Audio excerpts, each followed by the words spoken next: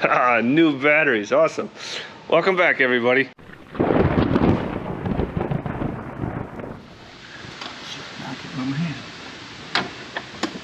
Hey, she's supporting her own weight again. How you doing, Al? Struggling. As usual. Trying to get... Well, it's not like that's a tight space or anything, right? No, no. Well, it's actually one of the bigger spaces compared to a lot of stuff over here. Yeah, well, it's nice to see the strut holding her up again. Well, I got it back in. Just got to finish hooking everything up and tightening everything down. A couple cotter pins. And then we put some air on it and do a leak check.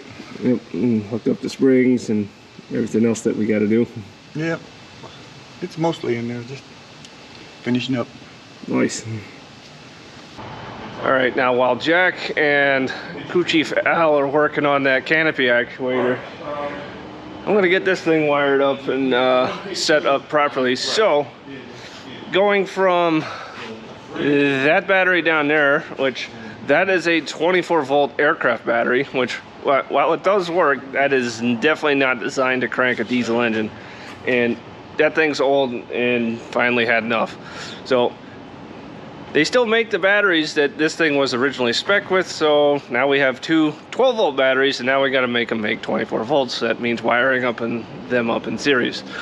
So got a tie connector for doing just that, except these have the clamp posts, not ring terminal screw bolts.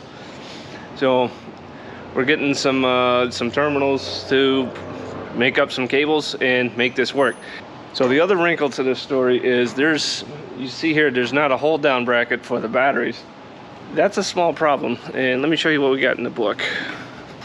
All right, so this is how it's supposed to look. And so there's the two batteries, and this is how they're supposed to be oriented inside the engine compartment there. There's that bracket. Right here is a connector where that screws itself into. It's another one of those bulkhead connectors, and it's a part of that hold down bracket. That bracket doesn't exist. It never came with this tug when we got it. So I'm gonna have to make up something. Thankfully I got a bulkhead connector. I don't have the hold down bracket, but I'm gonna make this work. What I ended up doing was snagging the bulkhead connector out of an old battery. That's just an old junk battery. And let's see what we got here. Yeah, this. So got the connector. Pretty sure it orients that direction. Yes. And I'm gonna wire this up, get the battery wired up, and find a way of securing this. And we'll have a operable tug again. Should have an operable tug again. Alright, so that's what's going on with the NC8. So until the connectors show up, I'm kind of at a standstill with this. Let's go check out the other tug, the no-brake tug. Alright, so this tug, we're still plugging away at the brakes. We did move it over here to this hanger where it's the Strike Master.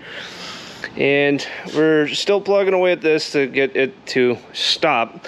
The other issue we ran into, and we've known about this for a while, and I've mentioned it before, is the transmission on this. It shifts all the way to third gear at idle, which it should not be shifting that far down. So I have to crawl underneath here at some point and figure out what transmission this has. I have a feeling it's like an old Torque Flight 727. Basically it's an old Chrysler transmission that's pretty dang stout. That's what I presume is under here. I won't know until I crawl underneath it. But there's if that's the transmission that this one has, there's some adjustments I can make on the outside of it so that that it shifts where it needs to shift and not at idle, because that really gets into controllability, especially when we're using that to pull aircraft, which is what that tug is designed to do. Unlike the other tug, which went around earlier this week to different transmission shops. That has an old Ford C6 in it, but that one is not designed to pull aircraft, and we pretty much burnt out one of the clutch packs in it for reverse. But yeah, I struck out with transmission shops. Nobody, between the two that I stopped at, nobody works on an old Ford C6, so I'm still on the hunt for a rebuild shop for one of those. If you guys know of any in the area, let us know. So on to the NC8. All right, got some connectors, and this will do perfectly for us to get this thing wired up. So the next trick is to make these, so these are two 12-volt batteries. I got to make this thing make 24 volts, which means I got to put them in series. So if you're not familiar with how to set that up, we got 4 posts here, 2 positives and 2 negatives. So you can put these in either parallel or in series. Now, if they're in parallel, you pretty much tie the 2 positive posts together and tie the 2 negative posts together. It stays 12 volts, but in this one's case, this thing has 750 amps of cranking amps. If you parallel them, you still stay 12 volts, but you double the amount of amps by however many batteries you put in here. So in this case, 2, it would be doubled. So this will go up to 1500 amps of cranking capability. This thing does not do that. This thing is in series. This is a 24 volt system, so that means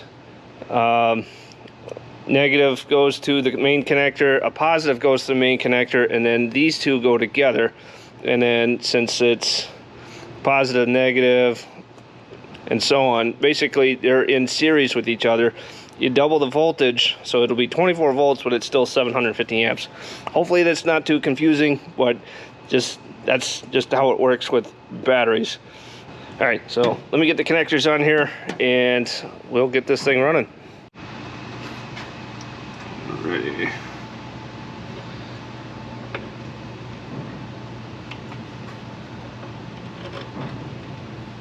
Okay.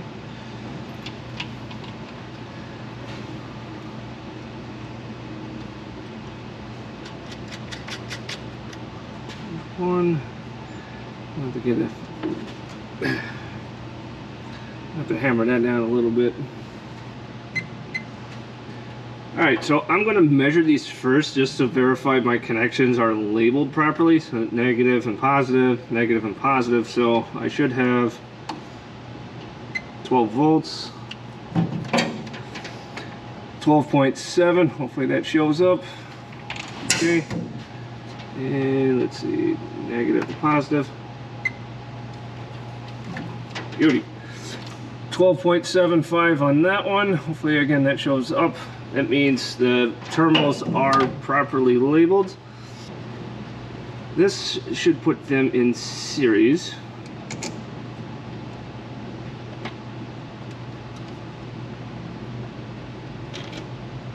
Like that. So now these are connected loosely, but they're connected. So now if I go from this negative to this positive, yes, 24 volts. Well, 25, but yet they're in series now, and now I get 24 volts. Awesome. So let me get this back off of here. I'm going to start tightening everything down and getting all the other posts set up and ready to go. Got the harness built up with the right ends and insulated, so now we got to connect this up and go from there. So, put my glasses on. So, connect up. I'm gonna have to spread that open. Give me a minute. All right, we got this connected. Give me my water, please. All right, now, before we connect this, it should have 24 volts at this plug in the right polarity. Alright, so should have 24 volts here now. And I do. Perfect. Alright, so now we can plug in the main harness and try to fire this bad boy up.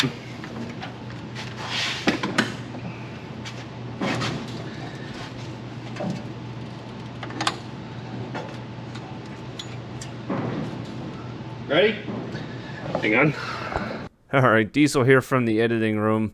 I wanted to throw this older clip of the NC8 here in the video. Wanted to highlight the difference between the two batteries because it's quite a difference in performance between the old aircraft battery and the two new ones that we just installed. So check it out.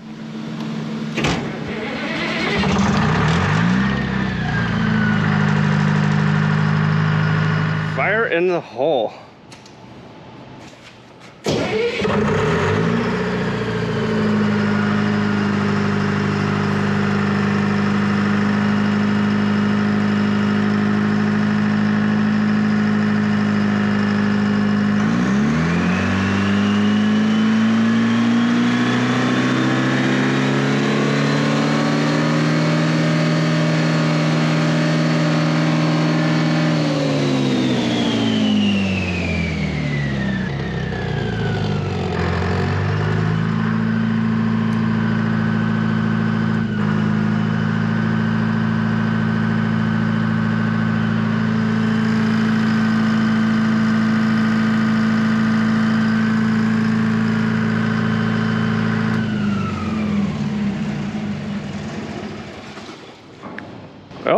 started up really good.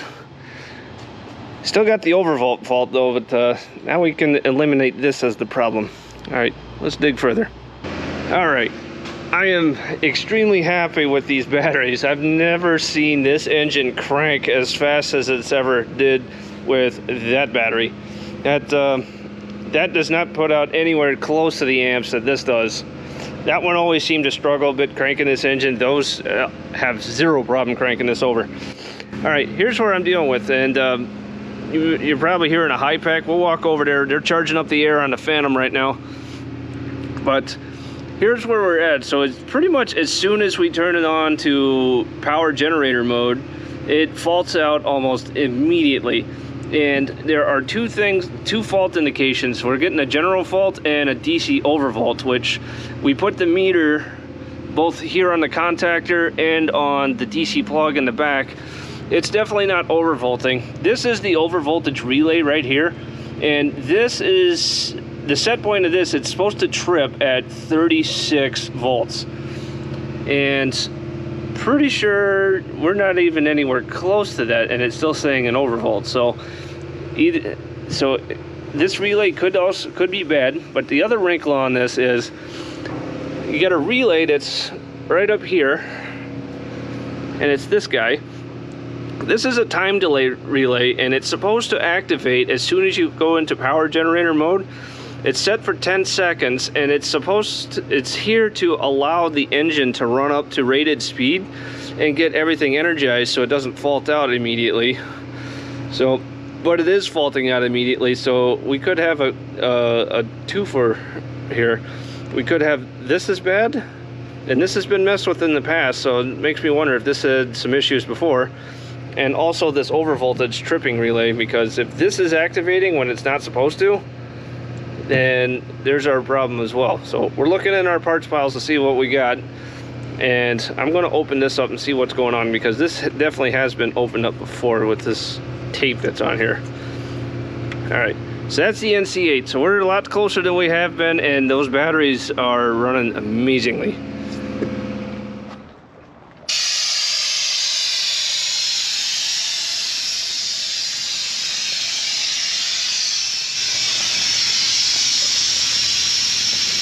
That's a lot of noise from down here. Well, hopefully it's worthwhile this time.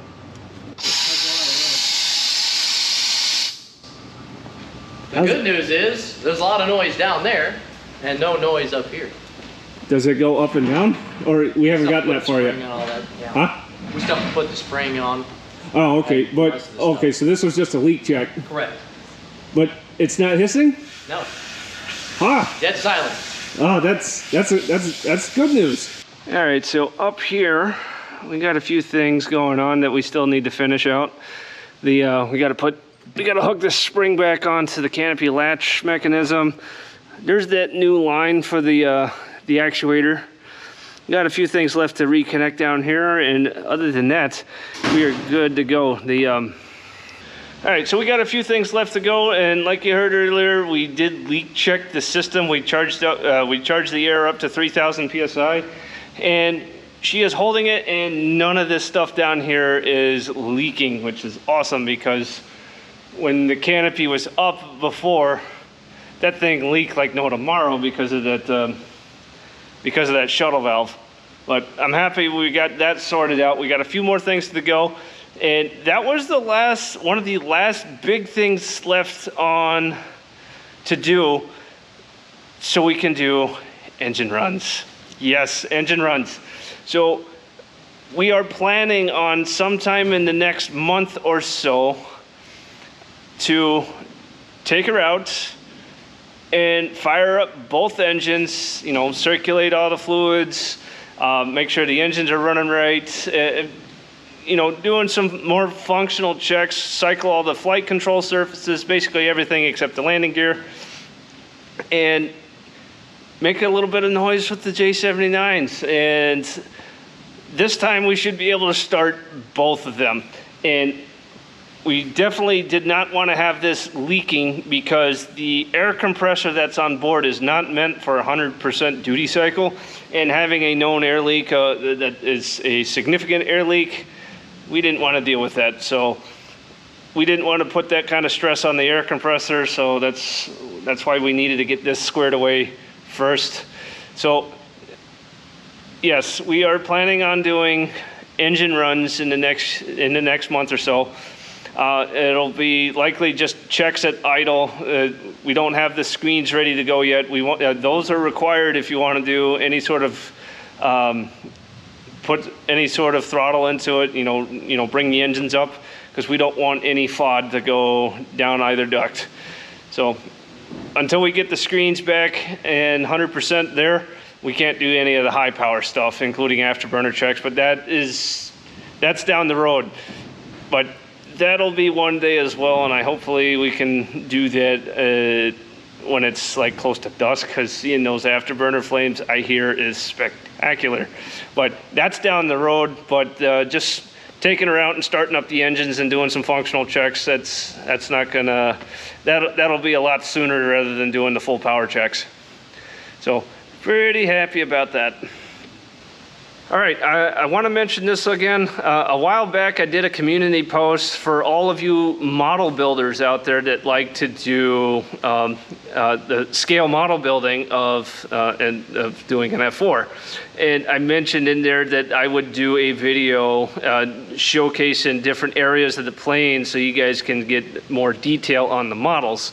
And I got a lot of good response on that. I'm getting ready to do that video soon, so I'm going to mention that again. So if you guys are model builders and want to see a specific area of the airplane in detail, so you guys can have some good reference material, I am happy to do that for you guys. I'll leave a link to that community post in the description, probably throw it up here somewhere if I remember.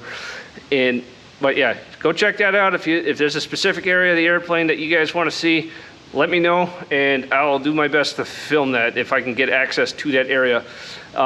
Just for reference for you guys on that, this is a Air Force D model Phantom, and this is also a Block 28 Phantom, so you guys can reference around that. Both of the ejection seats are out, so there's some areas of the cockpits that I can access that would normally never be seen because the seats would be in.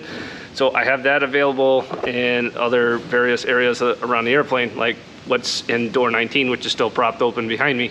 So again, check out that community thread if there's a specific area of the jet that you'd like to see, so you guys can get your some good reference shots for model building. And happy to film that if I can for you guys. Alrighty, so I opened up that time delay relay. So here's the outer casing of it, and here's the relay itself. So you got the relay bit, which is that guy right there, but you also got this time delay circuit board right here that's built in with it. And I looked this thing over pretty carefully. Basically, the idea with this is once it's energized, there's a set delay, and this one is set for 10 seconds, that it'll wait for 10 seconds before it changes states on the contacts.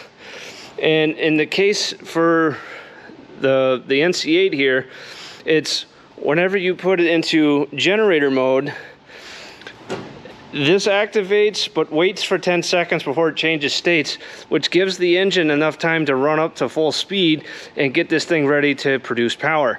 That way it doesn't trip an undervolt or overvolt alarm right away.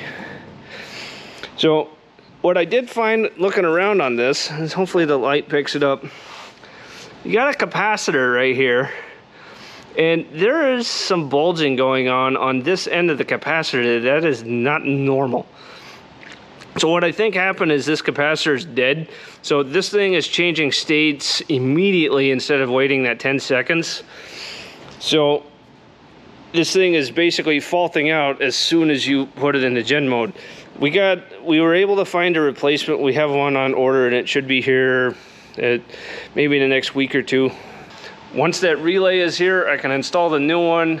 We can test operate this thing. If it's still faulting, then we know another component that we need to look at, which is the overvoltage relay, K14, over in the electronics bay. I'm very happy with how the batteries turned out. I have nobody here that has been, so we got this power cart, I think Will said around 2001, and it didn't have the harness connector, it didn't have the hold downs, it didn't even come with batteries. So they just it had the connector, so they threw an aircraft battery in it, and he cannot ever remember this thing cranking up as good as it does now with the correct batteries. So I'm really happy with how the batteries turn out on this thing. And check the alternator while I was in there. The alternator's actually charging up like it's supposed to. So pretty happy with how that turned out. We just got to sort out the rest of the system and getting this knocked out. So looking forward to getting this thing back in full operation. So with that, thank y'all for watching. Look forward to possibly doing some engine runs in the next month or so with the F-4. And we'll see you next time.